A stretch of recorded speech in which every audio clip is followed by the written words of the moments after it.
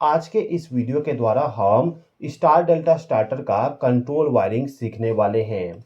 दोस्तों, मैं जानता हूं कि आप लोगों ने इस वीडियो को देखने से पहले भी स्टार डेल्टा स्टार्टर का कंट्रोल वायरिंग करने का वीडियो ऑलरेडी देखे होंगे और उस वीडियो को देखने के बाद भी आपको मैं कह दूं कि स्टार डेल्टा स्टार्टर का कंट्रोल वायरिंग करना है तो आप नहीं कर पाओगे। आपको किसी न किसी वीडियो को जरूर देखना पड़ेगा वायरिंग करने के लिए। आज का वीडियो यदि आपने पूरा देख लिया तो आपको मैं गारंटी के साथ कह सकता हूं, आपके पूरे लाइफ टाइम तक ये वीडियो याद रहने वाला है। इतना अच्छे तरीके से आपको कंट्रोल वायरिंग एक्सप्लेन करूंगा। तो चलिए वीडियो को स्टार्ट करते हैं। तो दोस्तों, स्टार डेल्टा स्टार्टर बनाने के लिए आपको टोटल 3 कॉन्टेक्टर इस्तेमाल करना पड़ेगा। इसके अलावा मोटर के प्रोटेक्शन के लिए आप एक ओवरलोड रिले का इस्तेमाल कर सकते हो या फिर 2 ओवरलोड रिले का भी इस्तेमाल कर सकते हो। हम यहाँ पे केवल एक ओवरलोड रिले का इस्तेमाल करेंगे। ओके, इसके अलावा आपको 2 पोल वाली एमसीबी इस्तेमाल करना पड़ेगा। ये जो एमसीबी होगा, ये एमसीबी हमारा कंट्रोलिंग के लिए इस्तेमाल किया जाएगा। इन सभी के अलावा आपको यहाँ पर 2 पुश बटन का इस्तेमाल करना पड़ेगा। एक पुश बटन हमारा स्टार्ट के लिए इस्तेमाल किया जाएगा, दूसरा हमारा स्टॉप के लिए। ओके, तो यहाँ पे हमें क्या करना होगा, सबसे पहले तो ये जो हमारा एमसीबी है, इस एमसीबी के द्वारा हमें फेज सप्लाई और न्यूट्रल सप्लाई मिलेगा, जिसका उपयोग हम कंट्रोल वायरिंग में करेंगे। तो मैं यहाँ पे पी लिख देता हूँ। पी का मतलब हो जाएगा फेज सप्लाई और इसके नीचे मैं यहाँ पे लिख देता हूँ एन।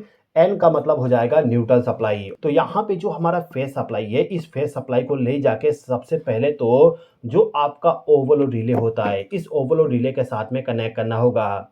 अब इस ओवरलोड रिले में आप देख सकते हो बहुत सारे टर्मिनल है। कौन से टर्मिनल पे आपको फेज सप्लाई ले जाकर कनेक्ट करना है उसको समझिए। देखिए दोस्तों, जो हमारा ओवरलोड रिले होता है, ओवरलोड रिले का ये वाला जो पिन है, ये पिन जाके हमारे कॉन्टेक्टर के साथ में कनेक्ट हो जाएगा। यानी कि इस प्रकार से हमारा ओवरलोड रिले लग जाता है। इसके बाद ये जो T1, T2, T3 टर्मिनल है, ये टर्मिनल होते हैं पावर के लिए है। यानी कि मोटर को जो पावर सप्लाई जाएगा, वो पावर सप्लाई इन्हीं तीनों टर्मिनल के द्वारा जाएगा। इसके अलावा आप देख सकते हो यहाँ पे 4 और टर्मिनल दिया गया है, जिसमें से एक एनो कॉन्टैक्ट और एक एनसी कॉन्टैक्ट है। यहाँ पे जो आपका एनो कॉन्टैक्ट है, इसका इस्तेमाल करते हैं हम ओवरलोड ट्रिप इंडिकेशन बनाने के लिए। और जो एनसी कॉन्टैक्ट होता है, इसका उपयोग हम करते हैं इंटरलॉकिंग के लिए। यानी कि जब आपका ओवरलोड रिले ट्रिप हो जाए तो इस कंडीशन में ये जो एनसी कॉन्टैक्ट है, ये एनसी कॉन्टैक्ट हमारे कॉन्टैक्टर को बंद कर दे। एनसी कॉन्टैक्ट जो होता है वो हमेशा पावर सप्लाई को आगे फ्लो करवाते रहेगा। लेकिन जैसे ही आपका ओवरलोड रिले ट्रिप होता है तो उस कंडीशन में इससे पावर सप्लाई आगे फ्लो नहीं होगा, यानी कि यहाँ से पावर सप्लाई ब्रेक हो जाएगा। ओके, तो एनसी कॉन्टैक्ट का सिंबल हम यहाँ पे बना देते हैं। तो कुछ इस प्रकार से आप सिंबल बना सकते हो ओवरलोड रिले का। जो ओवरलोड रिले का एनसी कॉन्टैक्ट है, इसका टर्मिनल नंबर 95 और 96 होता है। तो यहाँ पे हम क्या करते हैं कि जो हमारा फेज सप्लाई है, इस फेज सप्लाई को सबसे पहले ले जाके जो यहाँ पर 95 नंबर का टर्मिनल है, इस टर्मिनल के साथ इस वायर को हम कनेक्ट कर देंगे इस प्रकार से। अब इस ओवरलोड रिले से जो पावर सप्लाई जाएगा, वो जाएगा हमारे स्टॉप पुश बटन में। यानी कि इस ओवरलोड रिले का जो 96 नंबर का टर्मिनल है, इस टर्मिनल से एक वायर को ले जाना है और इस पुश बटन का जो एनसी एलिमेंट है, इस एलिमेंट को आपको इनपुट पावर सप्लाई देना होगा। तो हम क्या करते हैं, यहाँ पे सबसे पहले तो स्टॉप पुश बटन का भी एक सिंबल बना देते हैं। अब यहाँ पे जो 96 नंबर का टर्मिनल है, इसके द्वारा पावर सप्लाई लेके जाएंगे और स्टॉप पुश बटन को इनपुट पावर सप्लाई दे देंगे। अब ये जो हमारा स्टॉप पुश बटन है, यानी कि ये वाली जो पुश बटन है, इसका जो आउटपुट पावर सप्लाई होगा, इसको ले जाके जो हमारा स्टार्ट पुश बटन है, इस स्टार्ट पुश बटन को इनपुट पावर सप्लाई देना होगा। यानी कि यहाँ पे हमें एक और पुश बटन बनाना होगा और ये पुश बटन हमारा स्टार्ट के लिए इस्तेमाल किया जाएगा। स्टार्ट पुश बटन के पीछे में जो आप एलिमेंट कनेक्ट करोगे, वो एनो एलिमेंट होना चाहिए। तो यहाँ पे हमारा स्टार्ट पुश बटन है, इस पुश बटन को हम पावर सप्लाई देंगे स्टॉप पुश बटन के द्वारा। यहाँ पे जो हमारा स्टार्ट पुश बटन है, इसको जब हम प्रेस करेंगे ना, तो इसको प्रेस करते ही हमारे टाइमर में पावर सप्लाई जाना चाहिए, या फिर आप चाहे तो कॉन्टेक्टर में भी पावर सप्लाई दे सकते हो। अभी के टाइम पे मैं क्या करता हूँ कि ये जो टाइमर है, इस टाइमर को पावर सप्लाई देते हैं, उसके बाद कॉन्टेक्टर में पावर सप्लाई हम प्रोवाइड कर देंगे। ओके, तो जो हमारा टाइमर होता है, उस टाइमर का आपको यहाँ पे सिंबल बनाना होगा। टाइमर के सिंबल में आप देखोगे यहाँ पे क्रॉस बना हुआ है। इसका मतलब होता है कि ये जो टाइमर है, ये टाइमर आपका ऑन डिले टाइमर है। दोस्तों, हमेशा एक चीज़ याद रखिएगा, जो आपका स्टार डेल्टा स्टार्टर होती है, उसमें जो आप टाइमर इस्तेमाल करोगे, वो टाइमर आपका ऑन डिले टाइमर होना चाहिए। अब इस टाइमर का जो कॉइल होता है, जैसे कि A1 और A2 टर्मिनल जो है, ये इसका कोयल का टर्मिनल है। तो A1 टर्मिनल पे आपको फेस सप्लाई देना होगा और A2 टर्मिनल पे न्यूट्रल सप्लाई। तो आपको क्या करना होगा, स्टार्ट पुश बटन के आउटपुट टर्मिनल से एक वायर को ले जाके इस कोयल को पावर सप्लाई दे देना है, यानी कि A1 टर्मिनल पे इस वायर को ले जाके कनेक्ट कर देना होगा। अब इस टाइमर के A2 टर्मिनल पे आपको न्यूट्रल सप्लाई देना होगा। तो मैं यहाँ से डायरेक्टली न्यूट्रल पावर सप्लाई को ले जाके कनेक्ट कर दिया। अब इसके बाद में आपके पास में जो आपका कॉन्टेक्टर है, इस कॉन्टेक्टर का सिंबल बना लीजिए। सिंबल बनाने के बाद वायरिंग करते हैं। तो मैं यहाँ पे 3 कॉन्टेक्टर का सिंबल बना देता हूँ। कॉन्टेक्टर का सिंबल आपको कुछ इस प्रकार से बनाना होता है। अब इन तीनों कॉन्टेक्टर का जो A2 टर्मिनल होता है, इन सभी को आपको न्यूट्रल सप्लाई देना होगा। तो मैं न्यूट्रल पावर सप्लाई डायरेक्टली ले जाके कनेक्ट कर देता हूँ, जिससे कि हमारे माइंड में कोई भी टेंशन ना रहे, न्यूट्रल सप्लाई का भी वायरिंग करना है। ओके, अब इन तीनों कॉन्टेक्टर में से ये वाला जो कॉन्टेक्टर है, इसका इस्तेमाल हम करेंगे स्टार कॉन्टेक्टर के लिए, यानी कि मोटर के वाइंडिंग को स्टार में कनेक्ट करने के लिए इस कॉन्टेक्टर का इस्तेमाल किया जाएगा। तो इस कॉन्टेक्टर का नाम हम स्टार कॉन्टेक्टर रख देते हैं। इसके बाद ये वाला जो कॉन्टेक्टर है, इस कॉन्टेक्टर का उपयोग करेंगे डेल्टा कनेक्शन के लिए। तो इसका नाम हो जाएगा डेल्टा कॉन्टेक्टर। इसके बाद ये वाला जो कॉन्टेक्टर है, ये कॉन्टेक्टर हमारा मेन पावर सप्लाई के लिए हो जाएगा।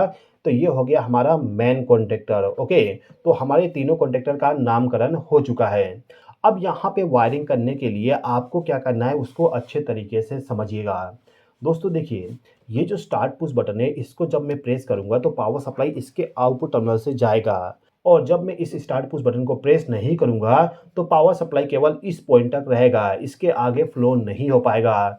तो जो आगे का वायरिंग आप करोगे, उस वायरिंग में जो आप पावर सप्लाई इस्तेमाल करोगे, वो power supply start push button के आउटपुट टर्मिनल से इस्तेमाल करना होगा। तो यहाँ पे मैं एक लाइन ड्रॉ कर देता हूँ। ये लाइन हमारा फेस सप्लाई के लिए इस्तेमाल किया जाएगा। अब इस वायर के जरिए हम इन तीनों कॉन्टेक्टर को कैसे फेस सप्लाई प्रोवाइड करेंगे, वो सबसे ज़्यादा इम्पोर्टेंट है और इसी को आपको अच्छे तरीके से समझना होगा। तो दोस्तों देखिए, आपको यहाँ पे क्या करना होगा कि ये जो आपका टाइमर है, इस टाइमर में आपको NONC कॉन्टैक्ट मिल जाएगा। NONC कॉन्टैक्ट में आपको बता देता हूँ, यहाँ पे आप सर्किट डायग्राम में देख सकते हो, जो 15 नंबर का टर्मिनल है वो होता है आपका कॉमन टर्मिनल, 16 नंबर का टर्मिनल होता है NC और 18 नंबर का टर्मिनल होता है NO। तो यहाँ पे जो हमारा स्टार कॉन्टेक्टर है, इस कॉन्टेक्टर को हमें सबसे पहले ऑन करना होगा। यानी कि स्टार डेल्टा स्टार्टर को ऑन करने के लिए जब स्टार्ट पुश बटन को आप प्रेस करोगे तो सबसे पहले आपका स्टार कॉन्टेक्टर ऑन होना चाहिए और इसके कुछ ही मिली सेकेंड में मेन कॉन्टेक्टर भी ऑन होना चाहिए। तो ये जो टाइमर है, इस टाइमर का जो NC कॉन्टैक्ट है, इस कॉन्टैक्ट का मैं सिंबल बना देता हूँ। तो NC कॉन्टैक्ट का सिंबल आप कुछ इस प्रकार से बना सकते हो। मैं यहाँ पे लिख देता हूँ TNC। ओके, ये हो गया टाइमर NC। यहाँ पे हम टाइमर लिख देते हैं। ओके, अब ये जो टाइमर का NC कॉन्टैक्ट है, इसको input power supply start push button के आउटपुट टर्मिनल से जाना चाहिए। तो यहाँ से एक वायर को ले जाके इसको हमने इनपुट पावर सप्लाई प्रोवाइड कर दी है। अब इस NC कॉन्टैक्ट से जो पावर सप्लाई जाएगा वो चला जाएगा इस कॉन्टेक्टर को। दोस्तों यहाँ पे हमने टाइमर का NC कॉन्टैक्ट इसलिए इस्तेमाल किए जिससे कि जो हमारा स्टार्ट पुश बटन है, यानी कि ये वाला जो पुश बटन है, इसको जैसे ही मैं प्रेस करूँगा तो टाइमर का जो कॉइल है, इस कॉइल को पावर सप्लाई जब जाएगा तो कॉइल में पावर सप्लाई जाते ही आपका जो टाइमर है, इस टाइमर के द्वारा पावर सप्लाई आगे फ्लो होते हुए आपके स्टार कॉन्टेक्टर में भी चला जाए। आप देख सकते हो यहाँ पे सर्किट पूरा क्लोज है, यानी कि यहाँ से पावर सप्लाई आपका डायरेक्टली इस कॉन्टेक्ट में जाएगा। ओके, अब इसके बाद आपको क्या करना है कि इसी टाइमर का जो NO कॉन्टैक्ट है, NO कॉन्टैक्ट का मतलब कि आपके टाइमर का जो 18 नंबर का टर्मिनल है, उस टर्मिनल को आपको इस्तेमाल करना है डेल्टा कॉन्टेक्टर के लिए। तो मैं यहाँ पे टाइमर का NO कॉन्टैक्ट बना देता हूँ। टाइमर का NO कॉन्टैक्ट मैंने यहाँ पे बना दिया। इसका नाम मैं यहाँ पे लिख देता हूँ टाइमर NO। इस NO कॉन्टैक्ट को input power supply start push button के आउटपुट टर्मिनल से जाएगा और इसके आउटपुट टर्मिनल से पावर सप्लाई डायरेक्टली हमारे डेल्टा कॉन्टेक्टर में चला जाएगा। अब बच गया हमारा मेन कॉन्टेक्टर। मेन कॉन्टेक्टर जो होता है, इस कॉन्टेक्टर को हमें ऑन करना है स्टार कॉन्टेक्टर के ऑन होने के बाद, यानी कि जब आप स्टार पुश बटन को प्रेस करोगे तो सबसे पहले आपका स्टार कॉन्टेक्टर ऑन होना चाहिए और इसके ऑन होते ही आपका ये वाला जो कॉन्टेक्टर है, ये कॉन्टेक्टर ऑन होना चाहिए। तो इसके लिए हम क्या करेंगे, ये जो हमारा स्टार कॉन्टेक्टर है, इस कॉन्टेक्टर का जो आपका NO कॉन्टैक्ट होगा, जैसे कि आप देख सकते हो इसके ऊपर में यहाँ पे NO कॉन्टैक्ट है और इसके नीचे में NC कॉन्टैक्ट है। तो ये जो NO कॉन्टैक्ट है, इस NO कॉन्टैक्ट का इस्तेमाल करना है आपके मेन कॉन्टेक्टर को चालू करने के लिए। तो हम यहाँ पे स्टार कॉन्टेक्टर का एनो कॉन्टैक्ट का सिंबल बना दिए। अब ये जो एनो कॉन्टैक्ट है, इस एनो कॉन्टैक्ट को इनपुट पावर सप्लाई हम यहाँ से प्रोवाइड कर देंगे और इस एनो कॉन्टैक्ट के आउटपुट टर्मिनल से जो पावर सप्लाई जाएगा वो डायरेक्टली चला जाएगा आपके मेन कॉन्टैक्टर में। यानी कि इसके क्लोज होते ही पावर सप्लाई इस कॉन्टैक्टर में जाएगा और इसको क्लोज करने के लिए आपको स्टार कॉन्टैक्टर को चालू करना पड़ेगा। ठीक है? अभी तक जो हमने वायरिंग की, इस वायरिंग में आप देखोगे यदि हम इस स्टार्ट पुश बटन को प्रेस करेंगे तो टाइमर में पावर सप्लाई और स्टार कॉन्टैक्टर में पावर सप्लाई चला जाएगा और इस कॉन्टैक्टर के ऑन होने से मेन कॉन्टैक्टर भी ऑन हो जाएगा। साथ ही साथ में जो हमारा टाइमर है, इस टाइमर का काउंटडाउन भी स्टार्ट हो जाएगा। लेकिन यहाँ पे जो स्टार्ट पुश बटन है, इसको यदि हम रिलीज कर देंगे तो पूरा सर्किट में पावर सप्लाई जाना बंद हो जाएगा। यानी कि पावर सप्लाई केवल इस पॉइंट तक रहेगा, इसके आगे पावर सप्लाई फ्लो नहीं हो पाएगा, जिससे कि हमारा कॉन्टैक्टर दोबारा ऑफ हो जाएंगे। तो इस प्रॉब्लम को सॉल्व करने के लिए आपको यहाँ पे ये जो पुश बटन है, इस पुश बटन के साथ में एक होल्डिंग सर्किट बनाना होगा। होल्डिंग सर्किट बनाने के लिए आप क्या कर सकते हो कि ये जो मेन कॉन्टैक्टर है, इस कॉन्टैक्टर का जो एनो कॉन्टैक्ट होगा, एनो कॉन्टैक्ट का सिंबल मैं यहाँ पे बना देता हूँ, MNO लिख दिया, यानी कि मेन कॉन्टैक्टर का एनो। तो ये मेन कॉन्टैक्टर का एनो कॉन्टैक्ट है, इस कॉन्टैक्ट को पावर सप्लाई हम स्टार्ट पुश बटन के पैरेलल में कनेक्ट कर देंगे। यानी कि आपको क्या करना होगा कि यहाँ पे जो स्टार्ट पुश बटन है, इसको जो पावर सप्लाई जा रहा है उसके ऊपर वाले टर्मिनल से यहाँ से एक वायर को कनेक्ट करके ले जाएंगे और इस कॉन्टैक्ट को इनपुट पावर सप्लाई दे देंगे। अब ये जो हमारा मेन कॉन्टैक्टर है, इसका जो एनो कॉन्टैक्ट का आउटपुट टर्मिनल है, इससे पावर सप्लाई को ले जाके स्टार्ट पुश बटन के आउटपुट टर्मिनल के साथ कनेक्ट कर देंगे। यहाँ से आप देख सकते हो वायर कनेक्ट है। इस वायरिंग को आप एक बार और समझ लीजिए। देखिए, ये जो हमारा स्टार्ट पुश बटन है, इस पुश बटन को क्या करना है कि जो आपका मेन कॉन्टैक्टर है, इस कॉन्टैक्टर का जो एनो कॉन्टैक्ट है, आप देख सकते हो इस कॉन्टैक्टर के ऊपर में यहाँ पे एनो कॉन्टैक्ट है। तो इन दोनों एनो कॉन्टैक्ट के साथ में 2 वायर कनेक्ट करना है और इन दोनों वायर को लाके आपके इस पुश बटन के आउटपुट टर्मिनल और इनपुट टर्मिनल दोनों के साथ कनेक्ट करना है। यानी कि यहाँ से एक वायर जाएगा इस पॉइंट पे और यहाँ से एक वायर जाएगा इस पॉइंट पे। ओके, केवल इतना ही कनेक्शन आपको करना होगा। तो इतना कनेक्शन करने के बाद स्टार पुश बटन को यदि आप रिलीज भी कर देते हो तो इस सर्किट में पावर सप्लाई जाता रहेगा। ओके, अब यहाँ पे आपको मालूम है कि जो हमारा टाइमर है, ये टाइमर हमारा कुछ समय के बाद में स्टार कॉन्टैक्टर को ऑफ कर देगा और डेल्टा कॉन्टैक्टर को चालू कर देगा।